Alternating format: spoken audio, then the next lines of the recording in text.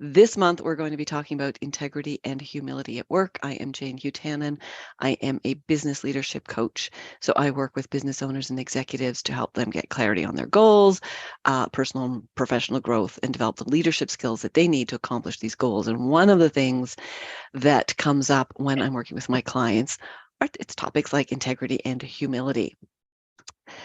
So 2 weeks ago, Pete talked about fairness and status and how unfair situations elicit a threat response. And so how you feel threatened when you are in an unfair situation. And he talked about status. All status is relative. It's, how do you compare to others in the pecking order? And when you perceive yourself to have a lower status than someone else, that also elicits a threat response. So we want things to be fair. Pete talked about how that releases dopamine. We want to have status. So let's talk about how those translate to being at work. And we'll start with integrity. And the way I like to start always, we have a poll. So let me launch the poll. Thinking of your current or most recent employer, if you're self-employed, you might want to think back to a previous role. What role does or did integrity play in decision-making and decision-taking? So the actions that you see by leadership and employees at large. Everyone always acts with integrity. It is part of who we are as a company, or everyone tries hard to act with integrity. We don't always get it right. Third choice, we generally act with integrity, but more because it's who we are as individuals rather than it being an expectation from leadership. Next, sometimes we do, sometimes we don't. I'm not sure if it is an expectation from leadership. And the last choice, some of us act with integrity, some don't, and it is not a basic expectation that leadership role models. So there's a range there.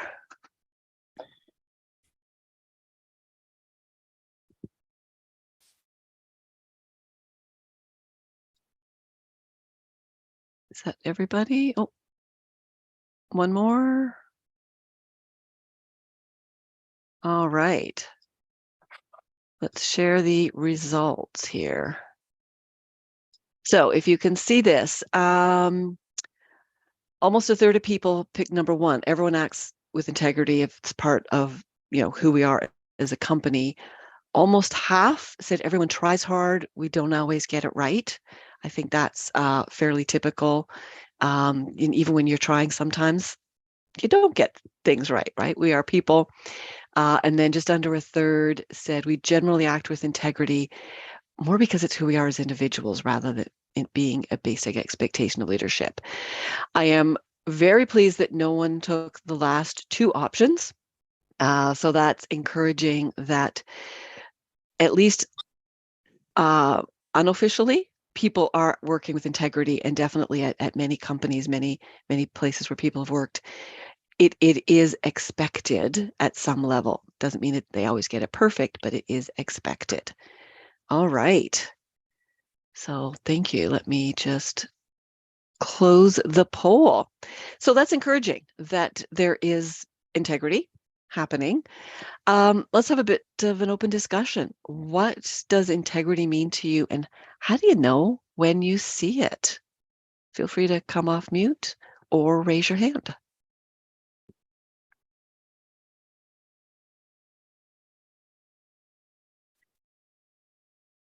Can I jump in? Yes, please, Victoria. Yes. Yep. Integrity. Doing the right thing. To me, that's what it means. Doing the right thing. Being fair, honest, and doing the right thing. Okay. I would say when your words and your actions are aligned. Okay. It's one of those things where you can describe what it isn't. And I guess one of the questions I had, though, was when people have hidden agendas, they don't always act with integrity because they have another purpose that they're not disclosing. So it is kind of being clear on your intentions, too, I guess, is the opposite of the negative I was thinking. Yeah. Having the intent to act in good faith. Yeah, Okay. Yeah. that's a good Maybe, one. maybe being able to recognize good achievements and something bad is happening. So being able to face with this as well and act accordingly. Okay.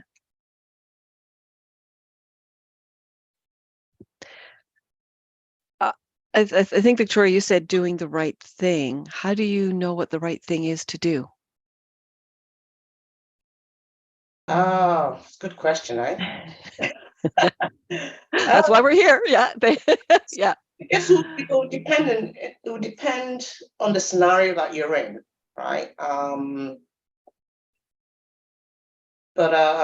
Yeah, I guess it would depend on the scenario you're in. I mean, if you're not doing the right thing, then, I guess people will raise concerns, right? Or someone will have something to say, or you get complaints. But if you are doing the right thing and being fair to everyone, that's the best I can do. Sorry. No, that's it. I think a lot of it is what aligns with your value system and what's valued by the group. How it aligns with individuals' value system helps determine what's right and what's not right. Because I'm not going to say wrong, because it's not always wrong. It's just perhaps less right or more right. When I worked at RBC, one of the values was doing the right thing. They posted it everywhere. Whatever you do, make sure you're doing the right thing. Whatever decisions you're making, always do the right thing. So it was one of their core values that they kind of try to ingrain into all the employees. So yeah, to Sunita's point, I guess it would depend on the code of conduct and core values of the organization will determine, what integrity means, I suppose. So if integrity lines up with values, and we know that different people have different sets of values, if you have more than one person in an organization, how do you ensure everyone acts with integrity and that it's perceived as being integrous if there are different values and different people will see different things as more or less right? I suppose you'd need to ensure that there's corporate values that are, told to all employees and written in, maybe there's code of conduct and vision statements and.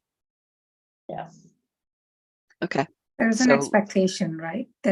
Most organizations would have an outline of what the expectation is. Exactly what Brenda's saying. So I think if you can align your values to the values of the org, you're likely then going to be performing with integrity. And so if someone has a different set of values, then they won't fit and they should find somewhere else to work? Potentially, depending how big a difference there are in the values, or whether it's something you can live with, or right. Is it something minor or major? For example, let's say not everybody would want to work for like a cigarette company. You may have certain values that are opposed to what the company does for a living, like what their business is. But a smoker would be fine working for a cigarette company. Probably. Yeah. Yeah. Or yes. Yeah. Depending on likely. What else. Yeah. More likely, I guess. But more likely to. Exactly. Yeah. Depending what other values they have in the company. But yeah. What we did at Next Dimension was we asked our employee experience team to write our values. So they basically work with practically the whole staff. Bear in mind, we're only 45 people at Next Dimension. And they designed something called the ND Guide, the Ultimate Guide to Professionalism. And that contains 10 characteristics, of which integrity is one. But rather than just give a definition, they actually created scenarios and descriptions of this is what it looks like. And everybody signed up to it. So basically, at that point, you've got the understanding, at least as an individual, I'm either fitting in this place or I'm not, because this has been written by the staff for the staff. This is not a top-down initiative. This is a bottom-up way of working. And we found that it's worked entirely, productively and well for us. But yes, 1 or 2 people said, this is not me. And kudos to them. Yeah. Yeah. And at what point is that shared with with a new hire? That gets as part of the onboarding process. They get the Next Dimension Ultimate Guide to Professionalism 3 weeks before they join. And I ask them to read it and give me their comments before their first day. That's wonderful. So they have the opportunity, if they read it and go, oh, hang on, this isn't me, they're learning that before they've actually started. Well, when we do the initial screening interviews, sorry, and then I'll be quiet. When we do the initial screening interviews, we talk about it. We say, look, we've got this thing called the Ultimate Guide to Professionalism. It was written by the staff for the staff. It's important you understand this because this is the expectation. It's not just the technical job itself. It's the way you behave, the way you hold yourself in the workplace, in this culture. And if it's not going to work for you, let's have that chat now and save, your time and my time. So I'm curious, what would be in there that somebody would be opposed to and felt like it wasn't aligned with their values? Well, I mean, for example, we have what not to do, what you might do, and what looks really good. And if some people look at the what not to do column and say, but I want to do that, for example, that's the way I am, So there might be little things to us, but there might be big things to other people. Can you give it a quick example? Like, I'm very curious, like what shouldn't you do that somebody would want to do? Well, let me mute and I'll go and dig up the Ultimate Guide. Yeah, but like to kind of build on that, it was something I was going to say before. It's not just what's written on the wall, it's the behaviors to me. And I guess the thing is, my sense of integrity, I was one of the ones that hit the 3-1 is because I've worked at places where maybe they've put something on the wall, but people behave differently. And to me, that's not integrity, So it's kind of like a stack too, right? Like that you have to walk the talk, But yeah, no, and it's funny because in terms of like a couple of things that were like volunteer clubs, one was a coaching, they were getting into code of conduct, which is a big word to say, how do we behave? And if you don't behave this way, if there's a problem, but, and, so I don't know, I just thought it as for food for thought. Yeah, and I think Sunita had mentioned words and actions need to be aligned. So that's consistent with, it's not just words you post on the wall. It's actually taking action and being seen to take action. So Jane, just very quick. Whenever you're ready. Yep. Yeah, because I'm going to have to bail at about. Yes, I apologize. Yeah. So under the characteristic of integrity, what we shouldn't do, don't be passive aggressive, the trait in which people talk about others and problems to every other than the relevant people. Don't raise your voice with clients or colleagues regardless of their behavior. 2 wrongs don't make a right. Don't talk down to people, send condescending emails aimed to make people feel badly or small, or generally assume an air of superiority to massage your own ego. Don't abuse downtime. Abusing downtime does not show integrity. Watching videos or being on your phone for non-business purposes should not happen. And that last one causes people grief. The younger generation in the workplace actually do feel the need to use their personal phones and look at TikTok videos to get through the day. And that's not our culture. So it's very important that we say to people up front, no, you can't do that. And a lot of people will look at that list and go, well, Pete, it wouldn't, of course I would not behave in those ways because that would not be respectful, et cetera, et cetera. So of course I would not do the things you say we can't do.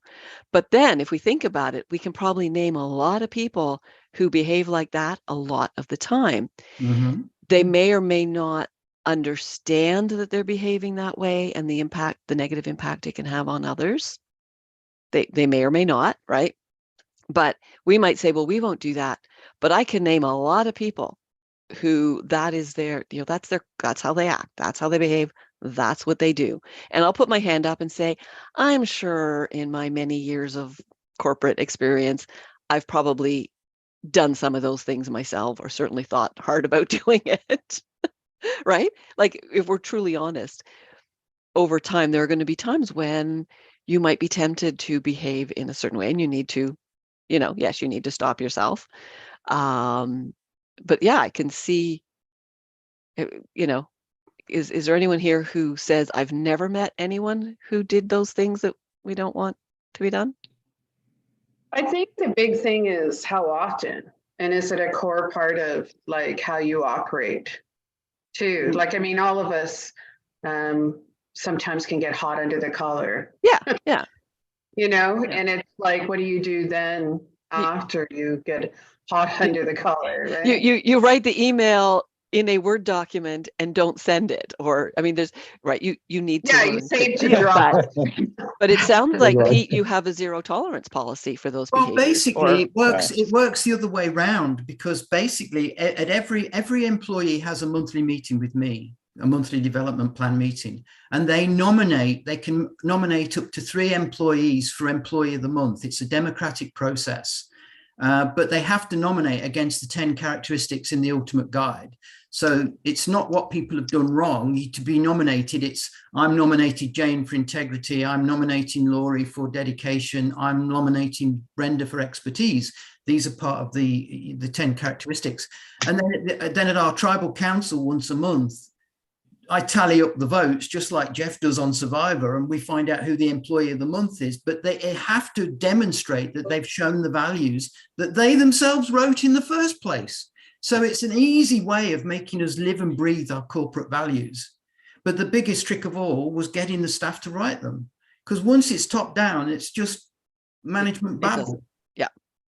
I think one of the things that I see from time to time is high performers, and high performers can take liberties with things, and there is that feeling that they're high performers, therefore it's some of the unacceptable behaviors are okay. And you see that from time to time, because they're very good at what they do. Yeah, they deliver business results.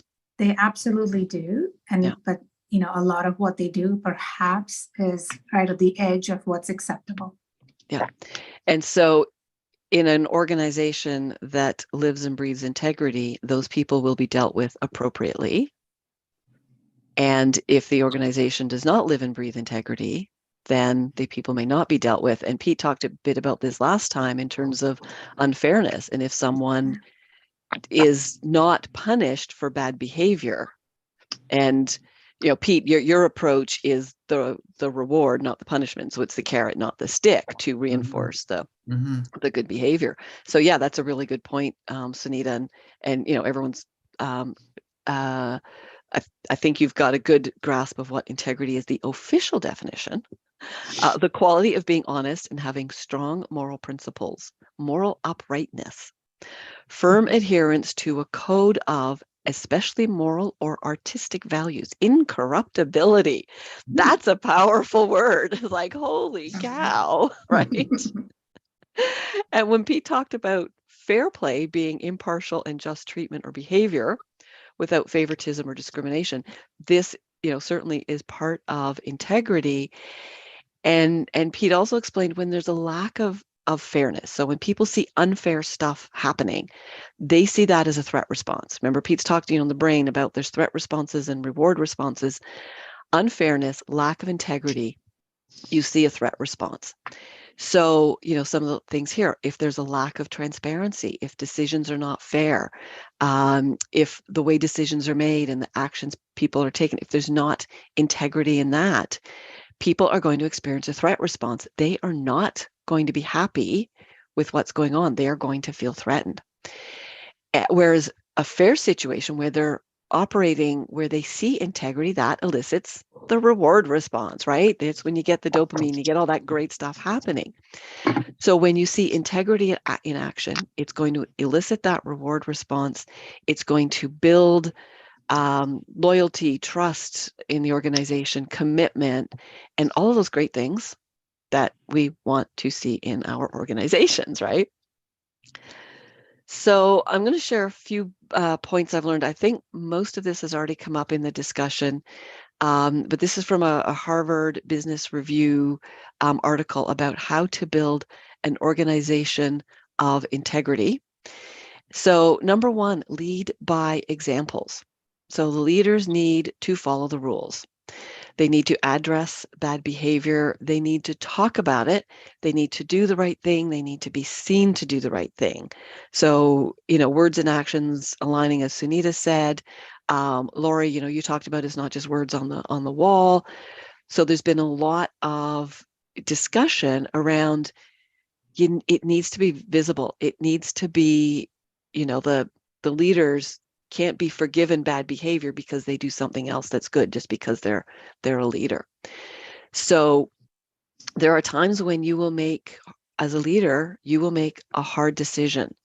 You will do something that is going to be bad for the business in the short run, but it's the right thing to do. And there was a question, what is doing the right thing? How do you know what that is? It does depend on the business and the culture.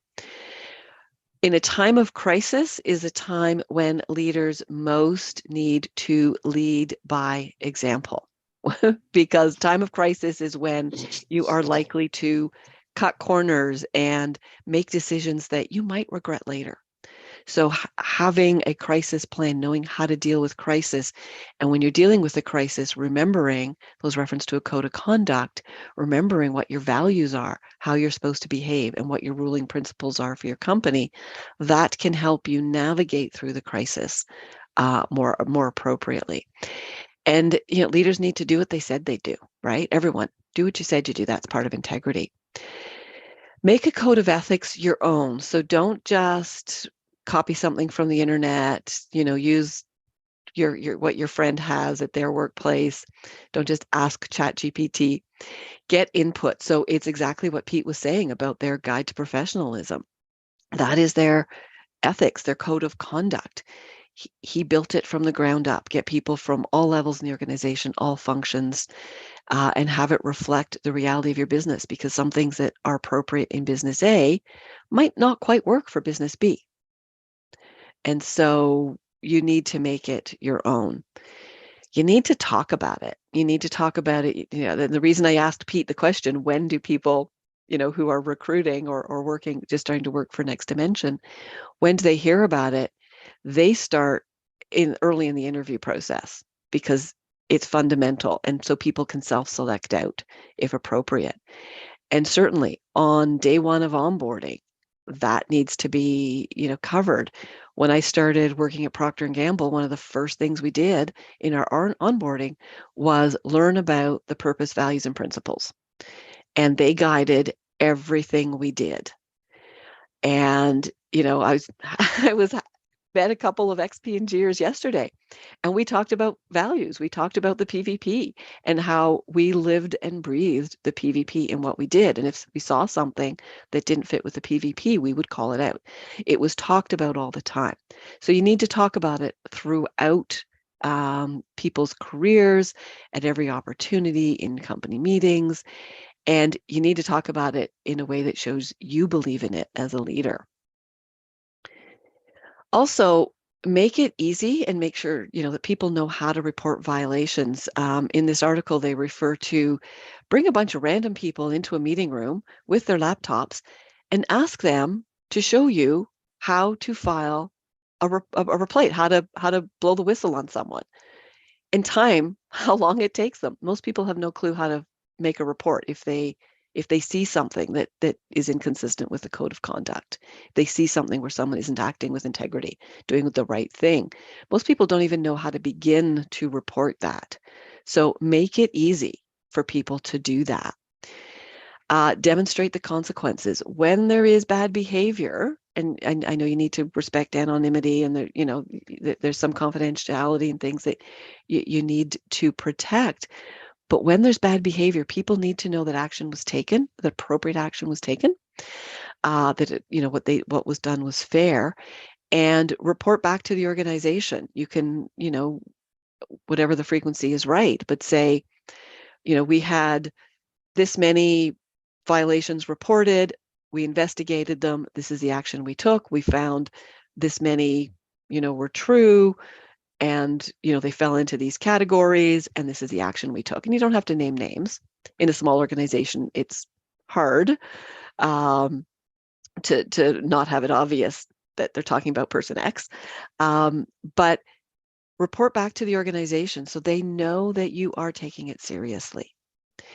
And remember, repetition is important. You know, I talked about talking about it, making it fun. You can have entertaining videos at company meetings. You can, you know, do like a quiz show where you have leadership up there, and they need to answer questions about the code of conduct, and you see how well they did, right? Make it part of your regular meeting agendas. So on every agenda, there's a question. The decisions we've made, the actions we're taking, does this fit with our code of conduct? Is this acting in a way with integrity? What is the impact? And make it something that is so habit in meetings and when decisions are made that it just becomes part of your DNA at the company. And so, you know, having it something that you talk about at every single meeting, sometimes you might go, oh, we just decided to do this, but now I'm not sure we should because it's not consistent with our code of conduct. We would not be acting with integrity if we do that. So how do we change this decision? What do we need to do? As opposed to saying, oh, it's okay, we can ignore the code of conduct this time. You need to relook the decisions. Any questions on that before we move on to humility? Nope. Okay. So the second part is, you know, how do you be humble, right? Definitions of humility. So from Webster's, freedom from pride or arrogance, the quality or state of being humble. I love it when definitions use the word itself in the definition. Humility is a state of being humble. But so freedom from pride or arrogance. I liked the World Economic Forum definition of humility. It's a willingness to view oneself accurately, a displayed appreciation of others' strengths and contributions, and teachability. And in the article, it goes on to explain this also means a willingness to admit mistakes and learn from them. So willingness to say, oh, yeah, I failed at this. I made a mistake. What am I going to do differently next time? And that's a way to demonstrate humility. So discussion. Why might humility be good at work, and why might it not be so good to be humble at work? What do people think?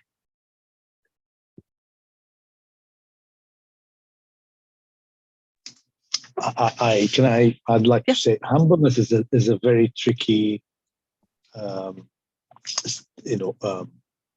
trait to have in business. It's a very tricky one. Somebody bought me a book about bragging in business. So something like brag to do something, a way of.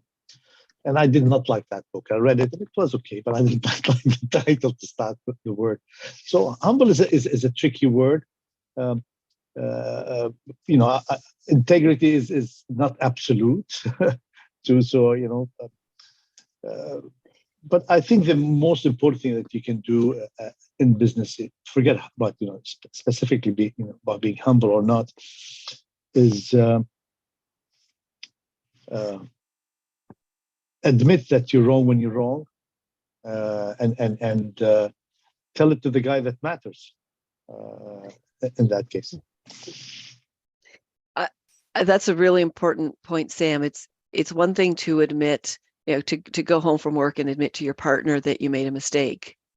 It's a very different thing. And this is a more important thing, is to go and admit to your manager or a peer or a direct report or, you know, someone you work with who was impacted by the mistake you made, and admit it to them. So yeah, admitting it to the person who matters.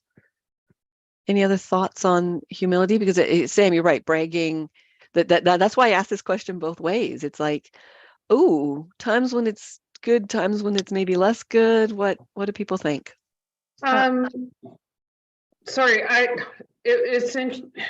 was somebody else going to say something? Early in my career, I guess because this kind of thing came up in that environment, I had this quote that was about humility. And it was, I like the World Forum definition, because that seeing how you really are does not mean, like, people confuse humility with humiliation, you know, like, I guess, because, you know, so it's also knowing you're good. You know, it's knowing your worth too, right? It's not just, you know, if you're good, then that's having a good, right view of yourself, you know? So I think it can be, but it's doing it without ego. I guess that's the point too, right? So it is good at work if everybody is able to shine, you know, and you know, and not be put down for it. You know, and as long as it's true humility and you're not, it's the fairness thing too, I guess, and the status, and, you know, I don't know. I'm just answering there why it would be good, but because you can raise all boats, you know? Yeah, and I think there is the fine line, you know, as Sam said, you know, bragging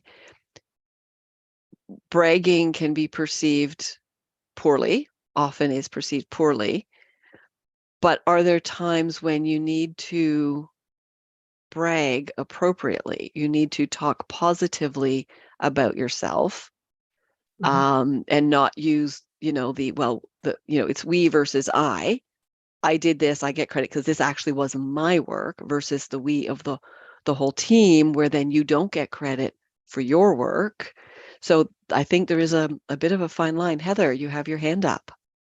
Yeah, I was just gonna take a shot at answering why humility might not be good at work. And like you said, there's certain jobs, like I was thinking maybe like a doctor or like a lawyer would be good examples of someone who shouldn't bring humility to work, because they are sort of representing like the ultimate like masters of those domains. So in that sense, I would feel like someone like in certain roles like that, where they really have to represent like the ultimate knowledge of, or peak knowledge. But maybe there's other career paths that it's always learning, like you're constantly like a learner, and those types of jobs, like you would have to be humble because to understand that you're constantly learning. But I feel like in, like I said, like those careers where there is a peak sort of knowledge are examples of where it might not be so good. To kind of add on to Heather's, because and it could be any role, is sometimes people that maybe are too humble, don't take the credit, they appear that they're maybe passive or insecure with what they're doing, and it's probably the opposite. Sometimes they're confident with it, they just don't feel like I've got to be in your face all the time. And I think that's where that, you know, and I guess, Heather, your examples of being a doctor or a lawyer, where you have to have that confidence. If you have that, you know, passive side to you, you may not seem like you know what you're doing. Yeah, the last thing I want is for my doctor to be going, oh, gee, you know, I don't know, I might have to look this up in the book. I'm really not an expert here. That's the last thing I want them saying. Yeah. Because I'm going to them to be an expert. But they can be an expert without bragging. Yeah, but you want them to look in the book if they have to. If they want, no, exactly. Just don't tell me you're looking in the book. But maybe not tell me. Yeah. So I think I'm hearing humility has pros and cons potentially, right? There are times when you want people to potentially want people to be more humble, times when you might want them to be less humble. Is there a way to brag with humility? Sorry. Usually, like when I work with my employees and suggest some ideas, we are doing some brainstorming. I'm saying like, okay, I'm just a manager, and it's not my, for example, field of knowledge, because I'm managing people from different areas. And like, you might know better, and you have to tell me if I'm wrong, and like bring your ideas. Please don't agree with me because I am your boss. Like, it's inappropriate. I want to. It's the last what I want to see at work, that you just like agree with everything, and then we are doing making mistakes. So I always encourage people to be like, even if it's like silly ideas or something, any thoughts, like just share, just let's discuss it, let's talk it out, and then we can achieve some common ground. Otherwise, it's like we are heading nowhere sometimes with just one opinion. I think to kind of add on to Elisa's point there, because it's wanting to reach out when, okay, you admit maybe you don't know as much. And I think even being humble, you realize that nobody cares all the time how much you know. Okay, yeah, I may be the smartest person in the room and I want everybody to know, but it becomes where I think there's a time and place. It's all of a sudden when your input may be needed. It doesn't need to be at the forefront. It doesn't need to be in everybody's face all the time. You might be working on a task and you're getting input from other people as well. And then sometimes it's like, okay, I do know how to, fix this problem. And actually, a friend of ours was just telling us a story. They take their dock out of the water every year, and her daughter's boyfriend, who's actually from Denmark, was here, and he's watching them struggle. And a couple of times he sort of said to them, oh, I think if you just do this, and they're like, yeah, what does he know? Like, he's just a boy from Denmark. And he kept watching them struggle till finally he went and he grabbed, because he knew he was looking at it from a scientific way, is that he just came in and he knew they needed a 2x4 just for leverage. And I think that some of it is he told them a couple of times, they were just a bit dismissive, until finally, okay, this is what I know. I'm going to now insert myself. And I think that sometimes being humble, you just kind of wait, and then it's not always at the beginning, okay, I know this and I'm the best all the time. So is it situational? Yeah, I would say it's maybe being aware of the situation too. Reading and the I think room. somebody said that too. I think it depends on the situation. Yeah. And so, and how did they react to this, crazy Danish boyfriend or what? Yeah. And when he finally did it, they were like, oh my gosh, he's like God now. And they, you know what, the respect changed too, because he did just kind of went, okay, try this. And it worked. And she said, from that, it changed the dynamics of things. But it was sometimes, you have to wait until it's the right situation to insert kind of what you know. And then I think how he deals with it after the fact, because he, who knows what he said, but he could have been like, well, I was trying to tell you and you are idiots. And of course I know what I'm doing. Or he could have, it's like, well, I was watching and I just thought that this would help. And that's exactly what he did in that situation. Yeah. So he was humble, but accepting the accurate representation, the accurate, it's like, he knew how to make this easier. He actually knew the right answer. But then he was humble about it. Yeah. Sorry. I was going to say, Jane, it almost seems like it's different too in like what's inside yourself, like your desire to learn and grow and things like that. And then how does it work when you're with other people, because you could be thinking you're humble and the other person could think that you're bragging. Yeah. Yeah. Too. And Exactly. yeah, so it's sort of like, I think some of the problems everybody's talking about had to do with the interactions too. It's not just the situations, it's the Right. other people, the people around you. So there is the perception and trying to see yourself as others are seeing you, right? Which is, yeah. So Pete talked about status, which is part of humility. And when we perceive ourselves as having a lower status than someone else, and status could be pecking order in the organization, it could be how much money you make, excuse me, how strong you are, how fast you run, how smart you are, your sense of humor. There's, a whole list of things that can define status and that come together to define status.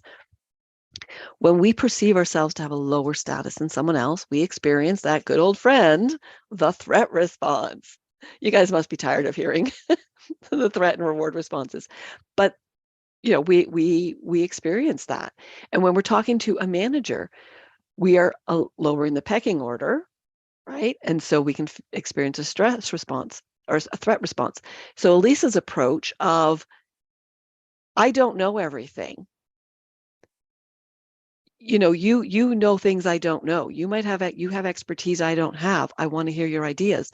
That is Elisa consciously leveling herself down a little bit so that at that brain chemistry level, the threat response isn't there, and they're more likely and more willing to share what they know. Now, to Heather's point, am I going to feel threatened by the doctor? I might feel threatened by the doctor if he or she is using words that are, 30 letters long and I don't understand any of them and never lets me ask, what the heck are you explaining? But if the doctor can still be an expert, but can use language that I will understand, that decreases the threat response, but still keeps them as the expert. So there are ways to navigate that. And so when we're interacting with someone who's being humble, that's going to reduce the threat response that we feel. So from the World Economic Forum, 3 points to build a culture of humility. These are the recommendations. One is the positive attitude towards humility. There is research that shows that humble CEOs build organizations that are more empowered and they perform better. So when a CEO admits his or her mistakes, excuse me, when they talk about humility, when they reward that behavior, when they show that they're learning from their mistakes, when they give credit where credit is due, so for Lisa to say person X on my team came up with this amazing idea, that is the kind of behavior that gets rewarded, role modeled, then that is going to build a culture of humility. So have it as cultural norms, which favor those behaviors. Reward it when people acknowledge other people's great work. Reward it when you admit your mistakes and that you learn from them. And make it easy for people to be humble. So part of the definition was the self-awareness. So give people the opportunity to ask for feedback, to get feedback. But the feedback, asking for feedback. So for me to go to Kelly and say, hey, Kelly, tell me what you think of me as a peer group facilitator, that can feel uncomfortable, right? Now I know Kelly well, and I know that she would tell me and she'd be really nice about it and make sure she didn't hurt my feelings, but she would be honest. But it can be awkward. So if you ask the question in the context of, hey, Kelly, when I'm facilitating a peer group, I can't see what other people see. What blind spots do I have? What do you think I may not know about how I present that I should know, which will help me to improve and get better at being a facilitator? Things I may not realize. So you can phrase the question differently and you can get feedback from managers, peers, direct reports, your team, your organization, which can help you become more self-aware. And that does two things. One, you get feedback you can act on if you choose to. And two, it demonstrates that you are behaving with humility. And that is going to encourage that behavior in others, that you are looking to improve. You're admitting that you're not perfect, because None of us are, right? Although some people think they are. Back to Sam's point about the book about bragging, right? I'm not sure I'd want to read a book about bragging either. So some people think they are perfect, but none of us really are. So these are ways that you can be more humble yourself. Again, situationally, right? You need to adapt and help encourage others to be humble. And for me, it just keeps coming back to the learning and growing and having a growth mindset, admitting that sometimes I don't get it right, but I need other people sometimes to help me figure out how to get it right. And I want to keep learning and getting better. We'll open up for Q&A in a second. Just a quick reminder, as Kelly said, June is just around the corner, and we will be wrapping up this year's peer group. So in June, Pete is going to be talking about constant change. He will reveal the title of the book that he's been teasing us about since September, that he's been leveraging. So he'll reveal the title of the book. I'll talk about taking change and the concept of it work, change management work, and how do you deal with change management as an individual and in an organization.